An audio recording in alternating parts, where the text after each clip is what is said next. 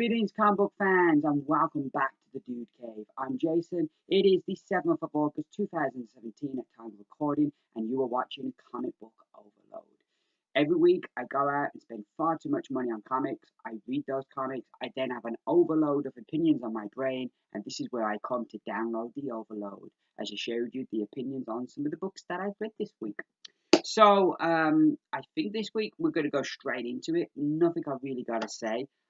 Other than I don't tend to deal with spoilers, so don't worry about spoilers. If there are spoilers, I will warn you before I talk about the book that I'll be talking about spoilers. Also in the comments, but in the description below, there's always a list of books that I'm talking about. If there's spoilers, I'll put in brackets next to a book if there's going to be spoiler talk. So, first up this week, we're going to make ours Marvel, and it's The Amazing Spider-Man, Renew Your Vows, issue number 9. And as I mentioned last time, since Spider-Man Homecoming, I've kind of tried to get into all things Spider-Man again. As like I wasn't reading anything Spider related, unless you count Avengers, because Avengers always has a Spider-Man in it. But I wasn't reading anything so like that. So I've decided since then I'm trying out the different books to see which ones I'm gonna keep reading, which ones. So I tried this book.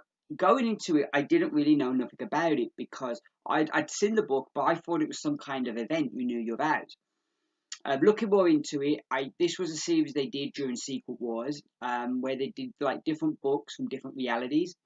And in this reality, Spider-Man is still married to Mary Jane, and they've got a daughter now, and she's a teenager, and she's got powers like her dad. Now, straight there, I love alternate reality stories, so I was straight in there. But then also having Mary Jane with Peter, that just seems right to me. And it's always one of the things that's really bugged me about Spider-Man, why they split those two characters up, because I just always felt they belonged together. I grew up in the 80s. Well, sorry, I started reading comics in the 80s, and it was always Peter and Mary Jane. From when I started reading Spider-Man, she was always there. And she was the one constant in his life, and I just feel really sad that the characters have kind of gone their separate ways. So a book where they haven't and they're still together, that's awesome. So the gist of this story is that Peter has found a way to share his powers with Mary Jane, so that now they could be a crime-fighting family, and she's this hero called Spinneret, and but sometimes she takes too much power from Peter, leaving him weakened, so she wants to find another alternative. And Liz Allen gives her the opportunity to use this new suit she's designed, a prototype, and Mary Jane jumps at it because she just so wants to be her own hero and not kind of put on her husband, that she kind of just blindly takes the suit. It turns out to be the Venom symbiont, as I gather from reading this, during the Secret Wars event, in that story that they did, that original miniseries, that they seemingly killed Venom, but the symbiote lived on. Eddie Brock was killed, but the symbiote lived on, and Liz Allen has found the symbiote. So now Mary Jane's got it, and the symbiote last issue was starting to affect her, and Peter's a bit suspicious something's going on. So this issue kind of starts off with Peter kind of trying to get to the bottom of what's going on with Mary Jane, but then Mary Jane kind of, and leading to him confronting Mary Jane about the symbiote and the symbiote showing itself, but having Mary Jane under its control, and Spider-Man's holding back because he doesn't want to hurt Mary Jane. And then we kind of come down to the battle between Mary Jane and the symbiont as she kind of fights for control. I really enjoyed this. Going into it, I was a bit nervous. Like, it's issue 9. Will I be able to follow it? And the first issue, I read issue 8, and then I read issue 9. And at first with issue 8, I did kind of, because like they get the symbiont and they don't really recognize it and stuff, and I'm kind of thinking they should recognize it. So I was kind of wondering, has the whole Venom thing happened in this reality? You know, how much of what we know has happened? And I kind of was a bit off there. But this issue, I felt cleared a lot of those things up, as it kind of establishes that they've fought Venom before and that Peter seemingly killed Venom. So this issue kind of cleared a lot of things for me, and I felt overall reading the two issues, I found them easy to follow. And I know these days the whole way comics are written is different. Back in the day, every book was treated like it could be your first book. So the stories were written in a way that anybody could jump onto that book. So there'd be a certain amount of kind of like catching you up on what's been happening. Where nowadays, kind of like every book is reprinted as a trade. So in a way, the comic book writers are writing for two audiences: the audience that reads it every month and the audience that reads it in trade. So they don't want their story to constantly be kind of rehashing of what's happened. And that's where I feel like companies like Marvel, and I know Valiant do this, and Image on some of their books, but I feel that recap page is really important because they don't want to keep recapping you on what's happened. So to have that one page that kind of gets that out of the way, I feel really is a real help in bringing you, catching you up with a book, and making a book easier to follow. But this book was really, like I say, really well written in that I found I didn't have no trouble at all following the story. Um, the art in here as well is lovely. I don't know how well you can see because, as always, I don't have the best camera, but and it's not just like the art, but it was the layout of the art as well. So yeah, I really liked the whole art. Let's see if I can pick another page. It is a nice shot of Mary Jane and she's battling Venom. Um, so yeah, I found it easy to follow. I enjoyed it. I definitely think I'm going to keep up on this one because I like the seeing Peter as part of a family unit. So that's kind of a different spin, kind of like we're getting at the moment from DC with Superman. And I love the build up, the confrontation at the end. So yeah, overall, I really enjoyed this. And if I was reviewing it, I'd have given this 9 out of 10 if I was reviewing it, which I'm not. Next up, another Spider book that I tried out this week is Spider-Man 2, issue number 1. And I never read the original Spider-Man. At the time, I wasn't reading Ultimate Spider-Man. You know, I'd never read that book. So I didn't know Miles Morales. So I saw no reason to pick up the book with a character I didn't really know. But kind of since that story, he's become part of the regular Marvel universe. I've seen the character in Avengers. I've seen him in the Champions. I've seen him in Civil War 2, and he's also playing a big part in the current story, Secret Empire. So he's kind of been a big character, and I've really liked the character of what I've seen of him. And so I've started picking up his own book, and so I feel I know the character a lot better now. So I figured I'd try this. Going into it, I was a bit nervous. How much is this going to tie into the previous one? And at the moment, not at all. We get to see this one portal. Let's see if I can find it. Here it is. Perfect. Open straight up. We get to see this portal that opened last time. That was the portal that let Miles into the regular universe. I kind of wondered, and they don't address this, but I did wonder where that portal leads to now. Because if it's still there, but his world isn't there, so does it just lead to oblivion? Does it lead to nothingness? Or does it lead somewhere else now? And kind of what happens, hopefully we're going to get answer to that as something, we see something happens with that whole portal. The book, like I say, was easy to follow. You don't really need to have read the other one. They mentioned the portal that you got from the last story, but they kind of give you a recap on what that was. The main gist of the story is that when Peter came back before, he did an internet search to see if there was a Miles Morales in our universe and was shocked by what he found. So we're kind of dealing with that in this, but we don't deal with that to the end of the issue. The bulk of the issue I liked in that it just shows Miles being an ordinary teenager and school life. And so most of it was a really enjoyable issue with some great dialogue, which Bendis, who wrote this, that always is brilliant at dialogue. And we get to see Peter fighting crime as he fights the armadillo. So, all in the main, it's kind of like these setup pieces to introduce our characters. Then we bring the characters together, and then kind of the story kind of starts spinning out from there. So I'm really interested to see the next issue, to see how Miles Morales of this universe is going to kind of click into the bigger story that's going on. I found it easy to follow. I loved the art in this by Sarah Pichelli, which is gorgeous. Yeah, she can definitely, for me, draw a spider book anytime. But yeah, I really liked. I'm trying to not get too spoilery with some of the images. So yeah, so I love the art. As I mentioned, this book is written by Brian Michael Bendis, and Bendis back in the day was one of my favourite writers. I really enjoyed his stuff. But then, because he was writing Avengers, I really enjoyed that book. But then, I don't know what happened to the dude, but like, he went on to other books after Avengers, and it just never really clicked. He'd have a story that would go 6 issues, but he'd only have enough story for 3 issues. And I just became a very frustrating writer. And maybe if you're just reading one of his books, you wouldn't notice it so much. But because I was such a big fan, I was buying so many of his books. You kind of seen that pattern in all of the books that he was writing, and went from one of my favorite writers to a writer. If I saw he was writing a book, I wouldn't pick it up. And now here we are in 2017, and I'm reading 3 of his books. I'm reading this one, I'm reading SpiderMan, and I'm also reading Defenders, which is awesome and one of the best books Marvel's doing right now. So it's a really great turnaround, and it's good to see. We complain as comic book fans about things, but you only complain because you care, and so you want to see comic book writers and artists succeed. You want to see comic book companies succeed and put out a good product. And I'm really pleased to see Bendis do so well. And I enjoyed this. I definitely would be picking it up again. And if I was reviewing it, I'd give this issue 9 out of 10. So next up, we have Superman issue number 27.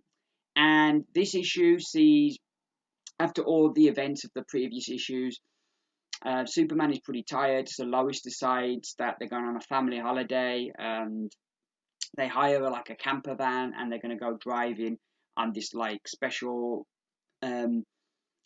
educational kind of thing.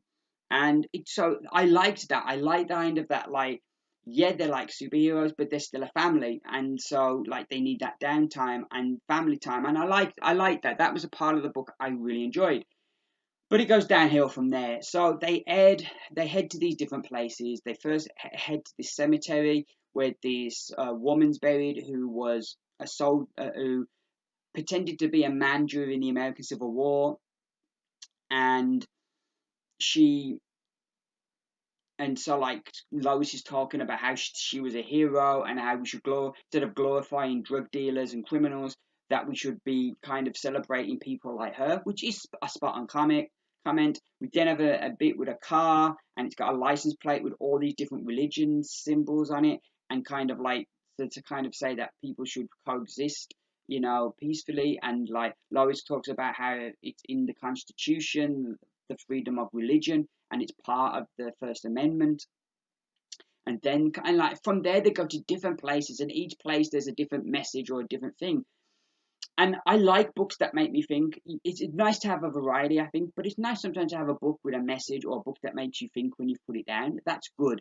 But I felt the way they approached it here was very heavy-handed, and it kind of, after like you've got like past the first couple, and then there's another, and there's another, and you end up with about 5 or 6 times where they're giving you these examples and messages, and it's like it begins to get like preachy, and you start switching off because it's too much. And I applaud the writers' aim, but I just think the approach to it was very heavy-handed, and it was a slog to get through. I didn't enjoy the issue at all. Didn't help the art wasn't the greatest either. So yeah, if I was reviewing this, I would give it 4 out of 10. A real disappointment. And if I hadn't been enjoying the series so much, I think I'd definitely be dropping that book. But because I've enjoyed it, I'll be back for the next issue.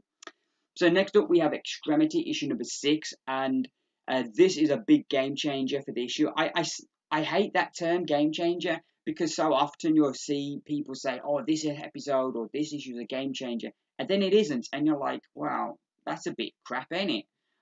But this actually is a game changer. So we've got our clan, the Roto clan, and our main character, Thea, who this other clan chopped her hand off, and she's an artist, so she can't draw no more because the hand she used to draw with has been chopped off. Her mother was murdered by this other clan, as well as many other people from her clan, and they were cast out of their home as this other clan took their home as well. And their leader and Thea's father, Jerome, is kind of hell-bent on revenge and making them pay for what they've took from them. And so this is the culmination of that as they attack this other clan. And Jerome, you can see this issue is really consumed by the thirst for revenge. And Thea has kind of found through her journey the hollowness of revenge, that revenge hasn't brought her hand back, hasn't healed the pain of losing her mother. And kind of Jerome, we get to see how far he's fallen. I'm crap at remembering who did what quote, but I'm good at remembering the actual quote. And there's a quote that, like I say, I can't remember where it comes from, but that in the act of hunting monsters, be careful you do not become a monster yourself. And kind of that is precisely sums up Jerome in this book. He's so consumed with revenge that it's let it change him unrecognizably, and his actions here show how far he has just gone down this dark, dark road. And kind of his decision and how it affects Fear really changes where this book is going and what's going to happen next. And I loved it. The book is very violent, so it's not for everybody, and most certainly isn't for little kids. But one of the things I do like about the book is that it will show the cost of violence. It will show that, like, the hollowness of revenge, and how the characters like lose a little bit of their humanity the more violence they do. So I really like the book. Also fascinated because it's written and drawn by the same person, and I'm always fascinated when you've got a project like that, because like somebody's got this unified vision of how they want something to look and how they want it to go. They don't have, because no matter how good you are at communicating your thoughts, people are going to interpret things in their own way, and sometimes that's good because they'll come up with a brand new way you never considered. But then other times it's kind of like you're like, oh, well, no, that's not actually what I wanted. So I'm always fascinated to see a project done like that. Plus, also means it's written by an artist, and you'd think an artist's biggest nightmare would be that they couldn't do the art anymore, because that's not just how they earn their money, but it's a big part of who they are. So to write a story about a character who has precisely going through that, I feel there's a little bit more that that creator can put into the book and into the characters. But yeah, I'm really enjoying this, loving this. I definitely wholeheartedly recommend it, because the trade should be coming out, which is a thing I love that Image do. The way that they'll bring a book out, they'll have like the first arc, then the book would have a couple of months break. They'll do a trade come out during the break, and then the book will come back. Um, and you think about it, like Marvel and DC are backed up by big companies, so they want to make profit, but they don't have to make as much profit. They could afford more to have books take breaks, but they don't. They just try and flood the market with content.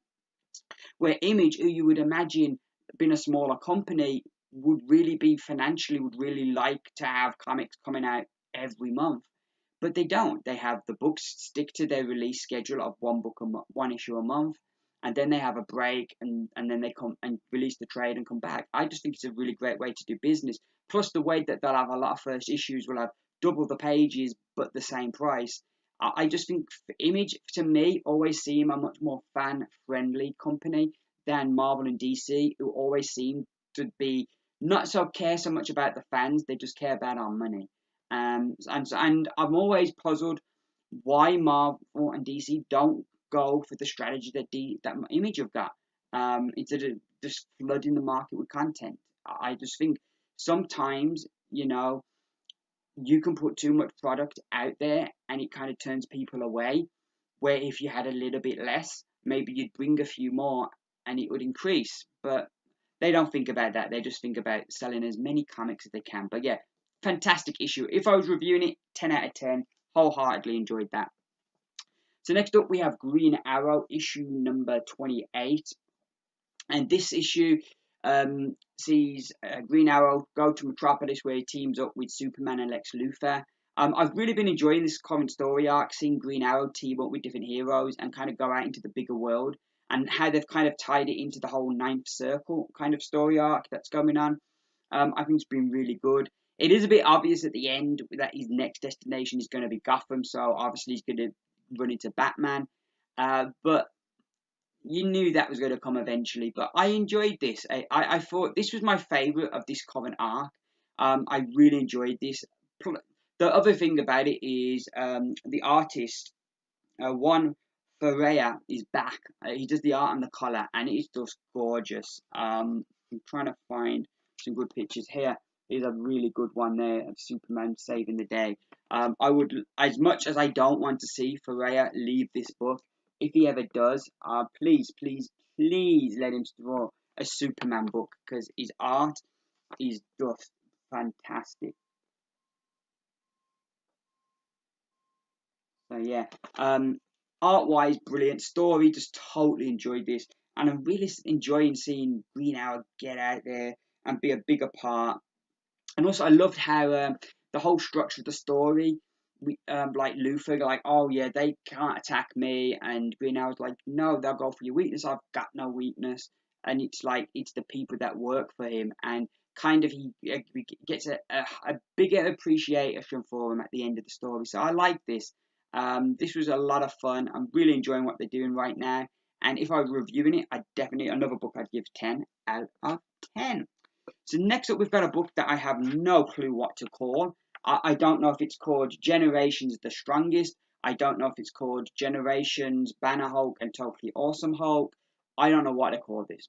But it's one of the Generations book, and this one deals with the Hulks. Whew. Greg Pak writing the Hulks. I'm like, yeah, I'm going to try that out because I like Greg Pak writing the Hulks. The beginning is a bit confusing because Amadeus Cho just ends up in back in the past with Thunderbolt Ross is kind of attacking the Hulk, and so he turns up there, and so suddenly there's two Hulks. So Thunderbolt Ross is like just fire, and kind of Amadeus is kind of confused, as we are the readers, because we don't understand what's happened. Why is he here? And I don't know if this will be made clear at the end of Secret Empire. And if it will, didn't they just wait to the end of Secret Empire? We've only got a few issues left. Wait a month, bring those few issues out. If that's going to reveal why he's been transported to the past. The beginning was a bit strange and a bit confusing. However, I did really enjoy the art in this. There's some really good moments with the two Hulks, just kind of smashing things up. As Amadeus is trying to protect the soldiers, so he whacks the Hulk because he knows Hulk will chase him because he doesn't want Hulk to kill the soldiers. But yeah, and then they wake up the army with all their attacks, wake up this big sea monster, and Amadeus is trying to save everybody, which is difficult. The central kind of thing to the story is that Banner thinks the Hulk is a curse, and Amadeus disagrees and thinks it can be a blessing and that he can do good with it. And kind of so you have these two different viewpoints, and by the end of the issue, one viewpoint has won out, and it kind of sets up where Amadeus will go next. In that kind of way, it does feel like one of the Rebirth issues that DC brought out when they started the whole Rebirth thing, where you'd have the Rebirth issue and then the regular series issue. This does feel like Marvel's version of that, because kind of like by going to the past, it kind of sets Amadeus on the direction he'll be going in the future. I like how they ended that and set things up well. Would I recommend this at $4.99? I enjoyed it, but I wouldn't recommend it unless you're a fan of the Hulk. I wouldn't recommend it because it's like it isn't a blowaway story, and for $4.99, I'm expecting a blowaway awesome story, and it isn't that. I enjoyed it, I liked it, I put it down, I was happy, but it didn't blow me away. So I wouldn't recommend it. But if you're into the Hulk, maybe have a go. If you're into the Hulk, or you're going to be picking up where the Hulk's going next, definitely worth a punt. But yeah, wasn't everything I was expecting. So lastly, we have with this book that this was a reprint of Avengers issue number 4. It's True Believers number 1 to celebrate the 100th birthday of Jack Kirby. I never ever read this comic before. It was a lot of fun. It's interesting seeing the difference in the verbiage to like today and to then. That was interesting a lot. But also something else that was really interesting was how much story they packed in here, because they find Cap, then the Avengers get turned to stone, and Cap teams up with Rick Jones to kind of find who done it to get the Avengers turned back, and then the Avengers go to help this alien kind of get his spaceship back, and then they're attacked by Namor and his Atlanteans, and you have this big fight to end the issue. I enjoyed it. I enjoyed it, but I just was amazed how much they crammed into the issue. Also, like Cap, I didn't feel Cap come across really well at the end. Because it's only when Rick Jones is in danger that he really steps forward to fight Namor, and that was another thing. I always thought that during the original Golden Age and during World War II, that Captain America was part of the Invaders. That was an old comic. I didn't think it was a modern Marvel thing. But yeah, in this book, he does not know Namor. He's like, he has no recognition of who Namor is, and I'm a bit I was a bit surprised at that, because I thought, because they were in the Invaders together, that they would know each other, but they don't. So that was a bit, and I don't know if that gets addressed later on, and they kind of retcon that and kind of get around that. But overall, like I say, I enjoyed this. This was a lot of fun, and that's the thing I think about the comics of this era, is there's a real fun to them that I think they've brought into the Marvel Studios movies. That kind of I don't think is always there today in the comics. There's a lot of doom and gloom, and I liked that whole kind of fun thing. And yeah, the villains are dangerous, but there was that sense of fun and adventure. I think I might get a few more of these, because like they're printing a whole bunch for Jack Kirby's birthday. Last week we had this one and Black Panther. This week we've got Groot, Thor versus Hulk, and the first issue of Mighty Thor is reprinted. They're the ones that are out this week. But I might get some more of them, because it was a nice way. It's only $1, so it's a nice inexpensive way of getting your hands on an issue that'd be fun to read, and it's interesting to like seeing the differences between then and how comics were done to today. But anywho, that's me done for another week. Fingers crossed, I will be back Wednesday with the Comic Haul Weekly, and then some point over the weekend or just after, I'll be back with another one of these bad boys. Thank you very much for watching. Hope you all have a great week. All that leaves me to say is keep reading, and bye for now.